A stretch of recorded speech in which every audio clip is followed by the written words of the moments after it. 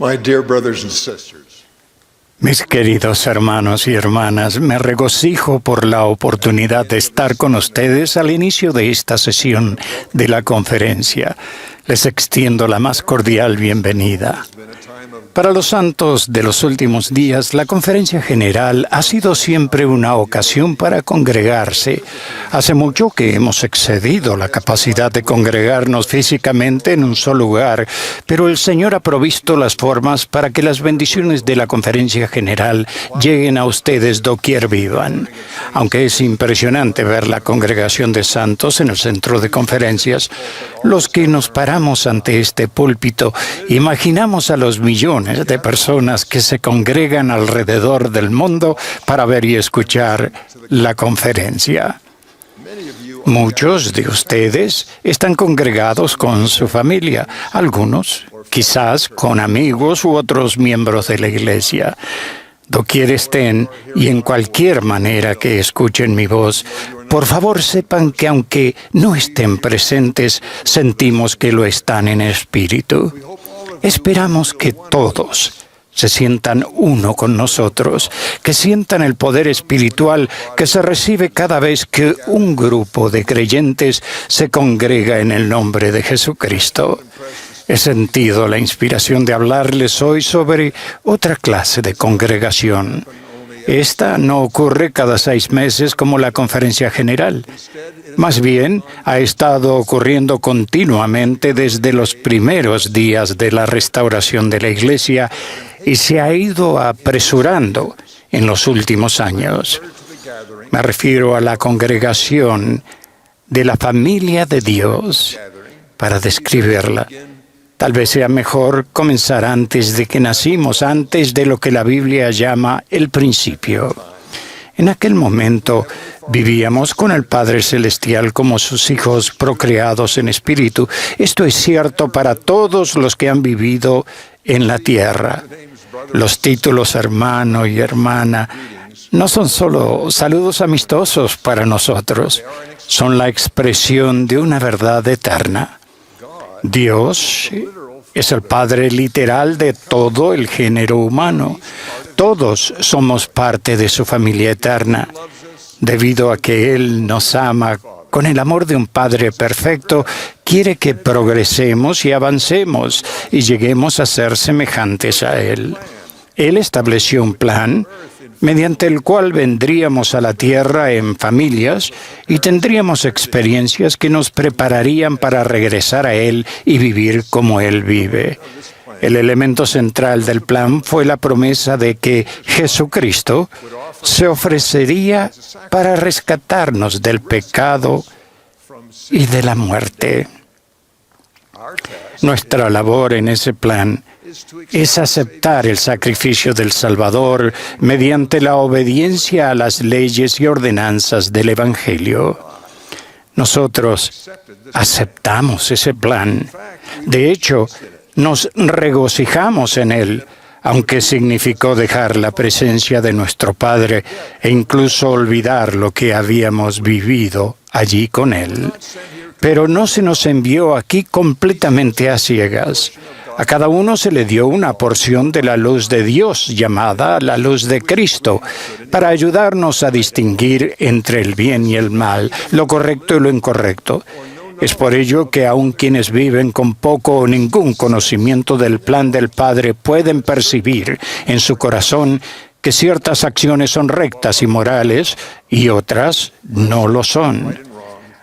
Nuestro sentido de lo correcto y lo incorrecto parece agudizarse mientras criamos a nuestros hijos.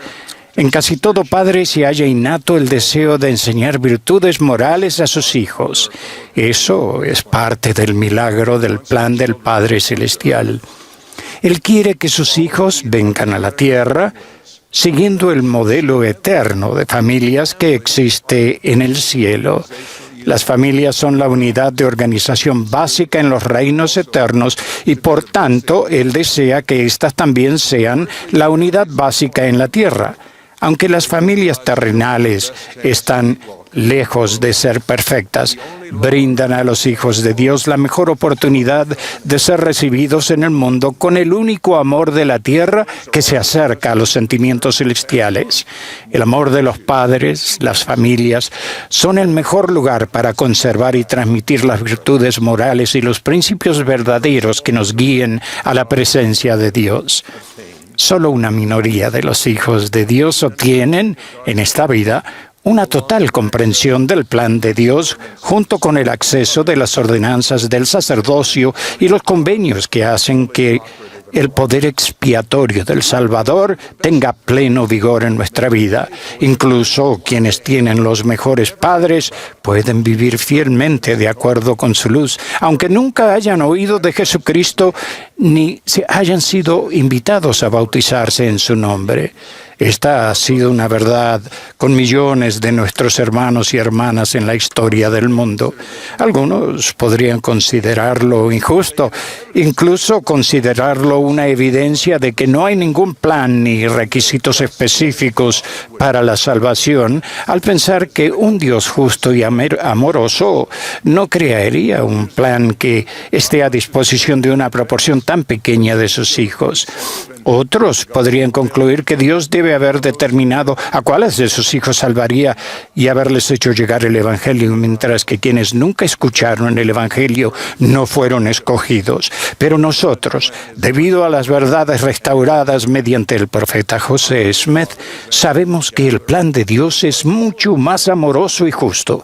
Nuestro Padre Celestial está ansioso por congregar y bendecir a toda su familia. Aunque sabe que no todos escogerán ser congregados, su plan da la oportunidad a cada uno de sus hijos de aceptar o rechazar su invitación, y las familias son esenciales en el plan. Hace siglos, el profeta Malaquías dijo que en un día venidero Dios enviaría a Elías, el profeta, para hacer volver el corazón de los padres hacia los hijos y el corazón de los hijos hacia los padres. Esta profecía era tan importante que el Salvador la citó cuando visitó las Américas tras su resurrección.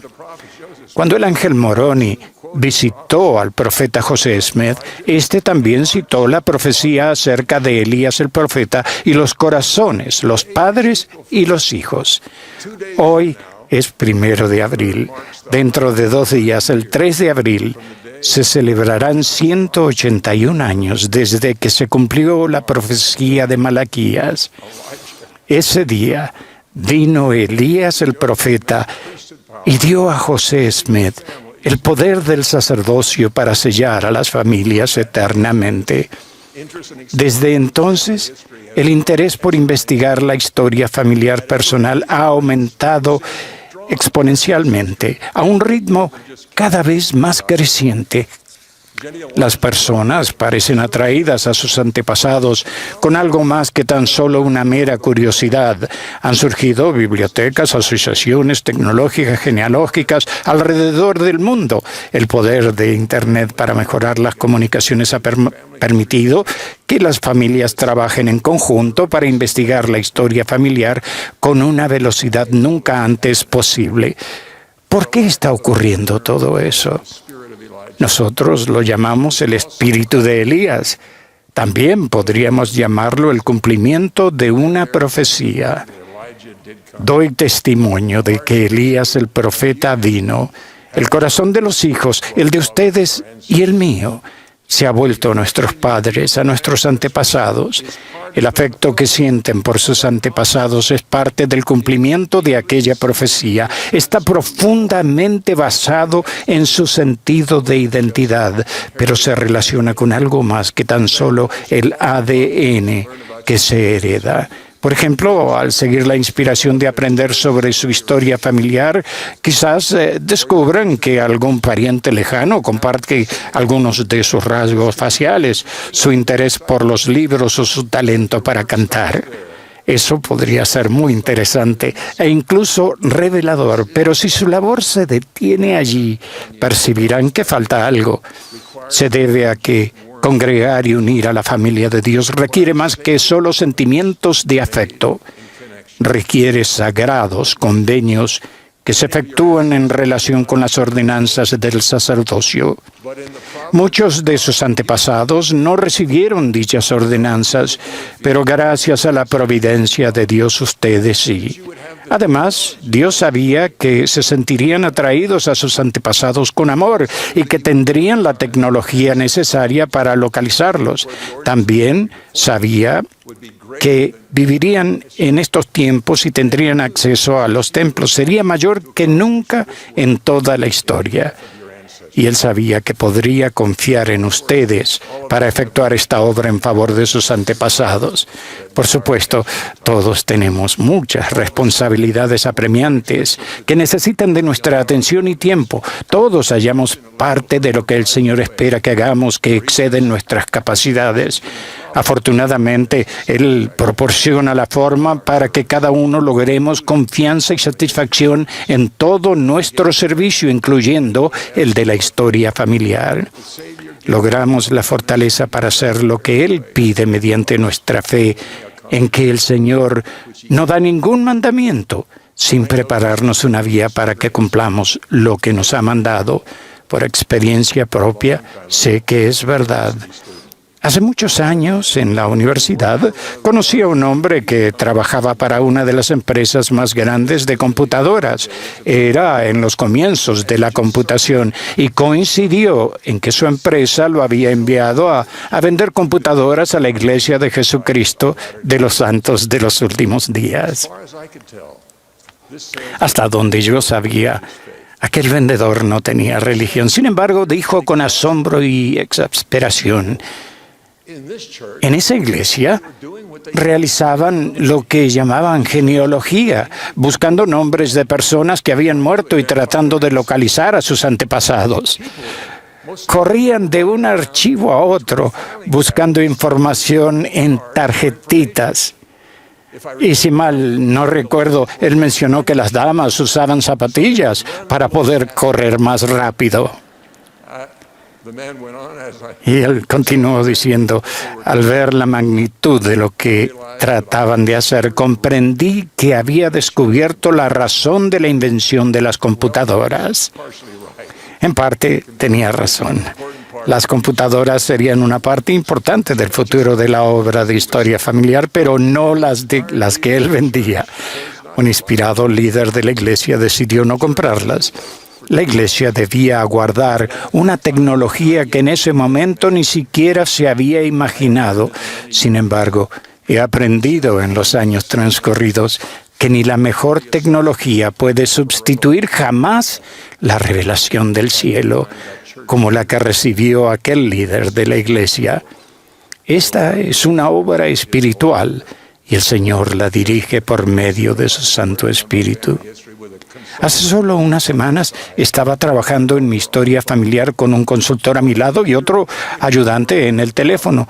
En la pantalla de la computadora que estaba ante mí, había un problema que excedía mis facultades para resolverlo. Veía dos nombres de personas que quizás estaban esperando recibir una ordenanza del templo. Eran diferentes, pero existía una razón para creer que podrían ser la misma persona. Mi tarea era determinar la verdadera. Mis consultores coincidieron en que yo debía decidirlo y estaban completamente seguros de que descubriría la verdad. La computadora, con todo su poder e información, me había dejado a mí la bendición de contemplar aquellos nombres en una pantalla, evaluar los datos disponibles y descubrir cuál era la verdad. Mientras oraba acerca de esta situación, supe con certeza cómo ocurrió en otras situaciones. No sabemos la creación de qué maravillas inspirará Dios a las personas a fin de ayudar en su obra de congregar a su familia, pero cualesquiera sean las invenciones, su uso requerirá que el Espíritu obre en personas como ustedes y yo. Eso no debe sorprendernos. Después de todo, se trata de amados hijos e hijas de Dios. Él enviará cualquier inspiración que sea necesaria para darles la oportunidad de regresar a Él. En años recientes, los jóvenes de la Iglesia han respondido al espíritu de Elías de modo inspirador. Muchos de ellos poseen ahora su recomendación del templo de uso limitado y la usan a menudo. Los baptisterios de los templos están más ocupados que nunca. Algunos templos incluso han tenido que adaptar sus horarios para que los jóvenes pudiesen hacer. Solía ser una rara pero feliz excepción el que los jóvenes llevaran los nombres de sus propios antepasados al templo. Ahora es lo normal. Son ellos mismos quienes han hallado a esos antepasados. Además, muchos han descubierto que dar de su tiempo para investigar la historia familiar y hacer la obra del templo ha aumentado su testimonio del plan de salvación. Ha aumentado la influencia del Espíritu en su vida y disminuido la influencia del adversario. Los ha ayudado a sentirse más cerca de su familia y del Señor. Han aprendido que esta obra no solo salva a los muertos, nos salva a todos nosotros. Los jóvenes han captado admirablemente la visión. Ahora sus padres tienen que ponerse al día.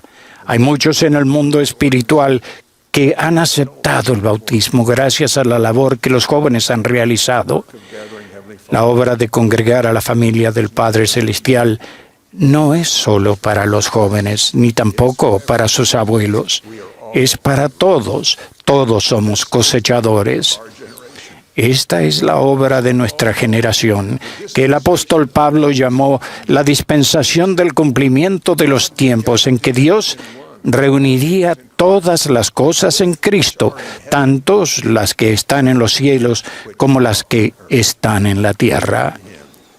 La obra expiatoria del amado Hijo de Dios Jesucristo lo hace posible. Gracias a Él, los miembros de nuestra familia, que en otro tiempo estaban lejos, han sido hechos cercanos por la sangre de Cristo, porque Él es nuestra paz, que de ambos pueblos hizo uno, derribando la pared intermedia de separación.